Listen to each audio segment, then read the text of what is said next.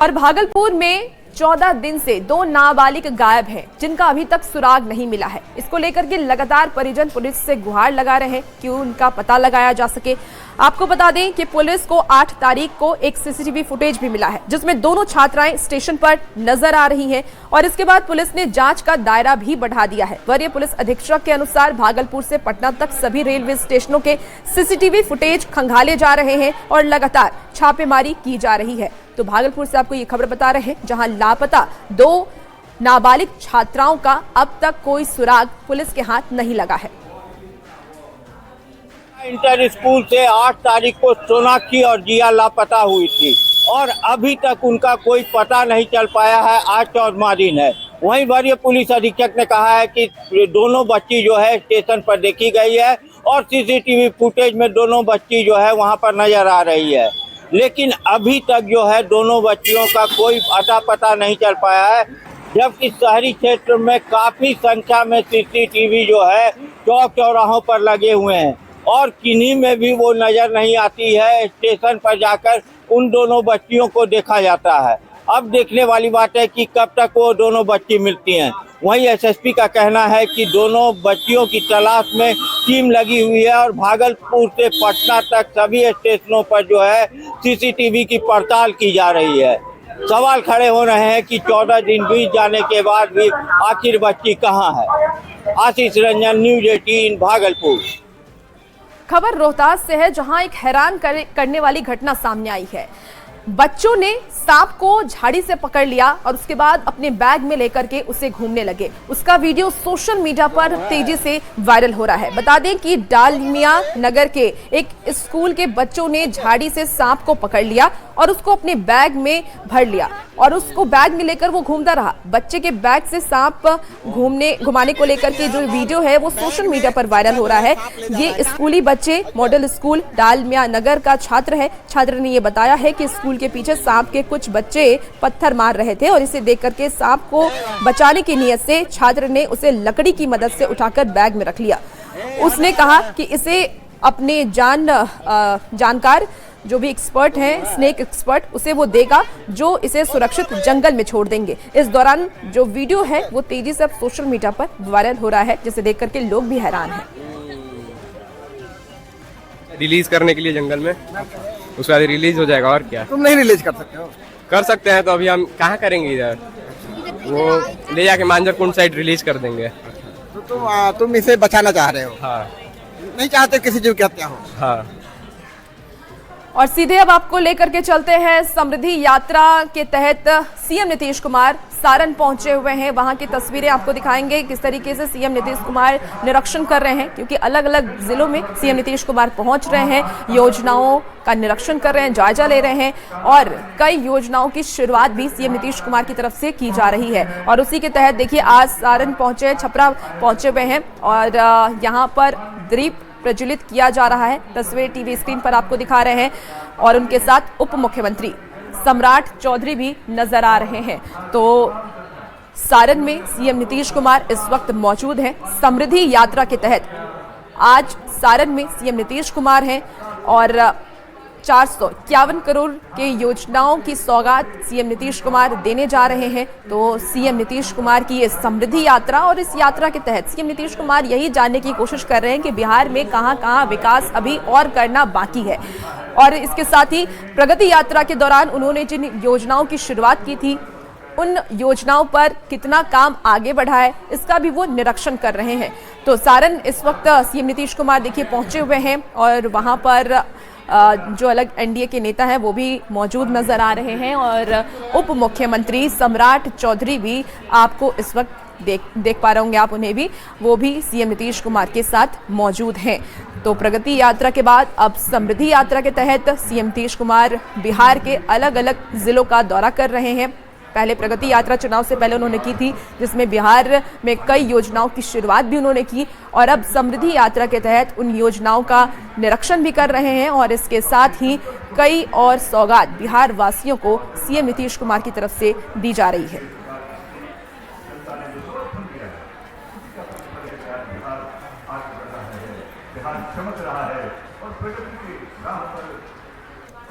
चलिए खबर अब बाढ़ से है, जहां नदी घाट निर्माण को लेकर के ग्रामीणों में नाराजगी देखी जा रही है, क्योंकि बड़े लागत से इसे निर्माण तो कराया जा रहा है लेकिन इसमें धांधली की जा रही है और इसी को लेकर के ग्रामीणों में नाराजगी है। जो जानकारी आ रही है, बाढ़ प्रखंड के एक डंगा में नदी घाट निर्माण को लेकर के ग्रामीण नाराज हैं। करीब 1.80 करोड़ रुपए के लागत से बन रहे सीढ़ी घाट में बिना ईंट सोलिंग के ही ढलाई की जा रही है और बालू गिट्टी की गुणवत्ता भी खराब बताई जा रही है। ग्रामीणों ने एसडीएम से शिकायत की है। गुणवत्ता की जांच के बाद आरोपी ठेकेदारों पर कार्रवाई की मांग भी ग्रामीणों की तरफ से की जा रही है।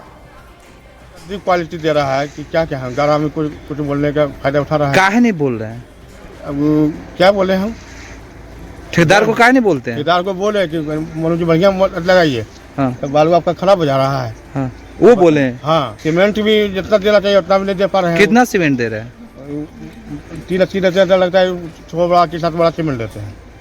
हाँ हाँ, बताइए क्या दिन सीढ़ी टिकेगा इसमें? सीढ़ी नहीं टिकेगा। कहाँ से टिकेगा?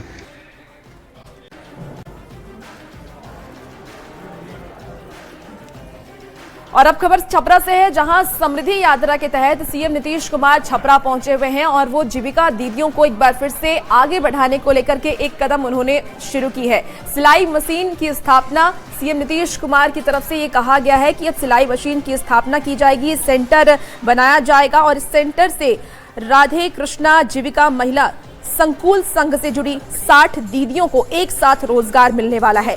मुख्यमंत्री ने विभागीय और स्वयं सहायता समूह के स्टॉल का निरीक्षण भी किया है, उत्पादों की सराहना की। कार्यक्रम में उप मुख्यमंत्री सम्राट चौधरी और विजय कुमार सिन्हा भी मौजूद रहे। तो समृद्धि यात्रा के तहत सीएम नीतीश कुमार छपरा पहुंचे हुए हैं और महिलाओं को लेकर के एक कदम उन्होंने और आगे बढ़ाया है। महिलाओं को सशक्त करने को लेकर के, जीविका दीदियों को लेकर के, जीविका दीदियों के लिए स्थापित सिलाई सेंटर का उद्घाटन सीएम नीतीश कुमार की तरफ से किया गया है और इस सेंटर से सीधे 60 दीदियों को जोड़ा जाएगा, उन्हें रोजगार दिया जाएगा। मुख्यमंत्री छपरा पहुंचे थे, जहां उन्होंने सबसे पहले जीविका दीदियों के सिलाई सेंटर का उद्घाटन किया। यही सिलाई सेंटर आप देख सकते हैं कि 60 जीविका दीदियां इस सिलाई सेंटर से जुड़ी हुई है और इन 60 लोगों को एक साथ रोजगार मिला है और काफ़ी खुशी है इन जीविका दीदियों में। सबसे पहले जिस जीविका दीदी से मुख्यमंत्री ने इंटरेक्ट किया था, पूछा था, उनसे हम बात करते हैं। यहाँ पे हम लोग को आंगनबाड़ी केंद्र के लिए बच्चे के लिए शर्ट सिलना है, पैंट सिलना है, स्कर्ट सिलना है। तो ये पहले क्या करती थी आप? ये पहले हम लोग घर के मतलब घर गरीब घर में काम करते? जी, घर में काम करते थे, गरीब महिलाएं थे।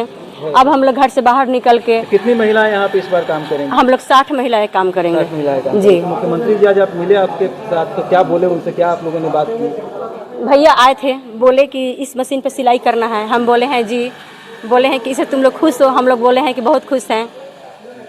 पम्मी जी है जिनसे मुख्यमंत्री ने बात की और इन्होंने कहा कि बहुत खुश है, चूंकि गृहिणी थी, अब अपना रोजगार खुद कर रही है।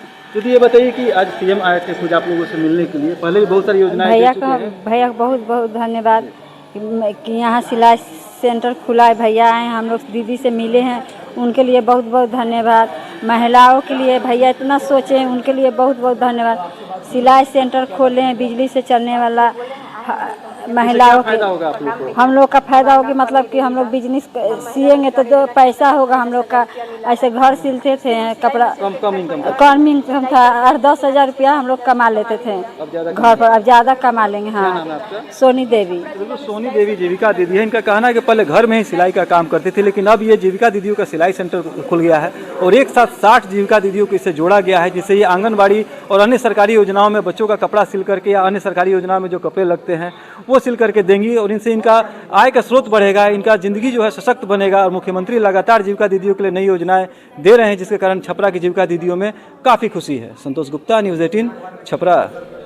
इसी बीच देखिए खबर जामताड़ा से सामने आ रही है, जहां साइबर अपराधी गिरफ्तार किया गया है। हाजिम और उसके 2 सहयोगी गिरफ्तार किए गए। 8 साल से ये साइबर अपराधी पुलिस को चकमा दे रहे थे, लेकिन अब पुलिस की गिरफ्त में है। जो जानकारी सामने आ रही है, हातिम के पास से 7 मोबाइल और सिम कार्ड बरामद किए गए हैं। कैशबैक का झांसा देकर के ये लोग ठगी करते थे। 2018 में हातिम की को सजा हुई थी और जेल से निकलने के बाद साइबर ठगी वो फिर से शुरू कर दिया। नारायणपुर थाना क्षेत्र से उनकी गिरफ्तारी हुई है। ये बड़ी खबर आपको जामताड़ा से बता रहे हैं। कुख्यात साइबर अपराधी गिरफ्तार किए गए हैं। हातिम और उसके 2 सहयोगी को पुलिस ने गिरफ्तार कर लिया, जो 8 साल से पुलिस को चकमा दे रहे थे। 3 लोगों की गिरफ्तारियां हुई हैं, जिसमें से एक है हातिम अंसारी जो चिरोली के रहने वाले हैं, एक विनोद मंडल हैं जो कि नदिया चक का रहने वाले हैं और एक नजरुद्दीन अंसारी है जो कि पिंडारी करमटाड़ का रहने वाले हैं। 3 लोगों की गिरफ्तारियां की गई हैं। इन लोगों से जब पूछताछ की गई है तो इनके द्वारा स्वीकृति बयान दिया गया है कि इनके द्वारा जो है पिछले 2018 से ये लोग साइबर क्राइम में जुड़े हुए हैं और 2018 में पूर्व में भी ये जेल गए हुए हैं। हातिम अंसारी के विरुद्ध आपराधिक इतिहास है। प्रधानमंत्री नरेंद्र मोदी की तरफ से आदिवासी समाज को लेकर के एक बड़ा बयान दिया गया। उन्होंने आदिवासी समाज को लेकर के कहा है कि बीजेपी हमेशा से आदिवासी समाज के लिए संवेदनशील रही है। अब तक आदिवासी समाज को वोट बैंक की तरह इस्तेमाल किया जाता था, लेकिन हम जब से यानी बीजेपी सत्ता में आई है तब से आदिवासी समाज को आगे बढ़ाने का काम किया जा रहा है। क्या कुछ और कहना है प्रधानमंत्री नरेंद्र मोदी का, चलिए आपको सुनाते हैं। आदिवासी समाज को सिर्फ वोट बैंक से जोड़कर देखा गया, लेकिन संवेदनशील भाजपा के हमारे संस्कारों ने समाज के प्रति समान भाव की हमारी परंपरा के कारण भाजपा ने आदिवासियों में भी सबसे पिछड़ी जनजातियों की पीड़ा को समझा, उनके विकास के लिए पीएम जनमन योजना बनाई। और अब आपको बताते हैं 23 जनवरी से सरस्वती पूजा 23 जनवरी को है और इसकी शुरुआत होने वाली है, जिसके पहले मिथिला की परंपरा रही है कि वो कांवड़ लेकर के पहुंचते हैं देवघर। और ये तस्वीर भी आपको देवघर से दिखा रहे हैं, जहां मिथिला परंपरा के अनुसार श्रद्धालु कांवड़ लेकर के घर से निकलते हैं और पैदल यात्रा करते हुए सुल्तानगंज पहुंचते हैं और वहां से 105 किलोमीटर की लंबी पैदल यात्रा कर बाबा धाम कांवड़ में जल भरकर पहुंचते हैं और इसके बाद बसंत पंचमी के दिन बाबा बैद्यनाथ पर जल अर्पित भी करते हैं। इसके बाद बसंत पंचमी के दिन बाबा की पूजा अर्चना कर अबीर गुलाल खेलते हुए अपने घर के लिए रवाना हो जाएंगे और यहीं से मिथिला में होली की भी शुरुआत हो जाती है। 4 साल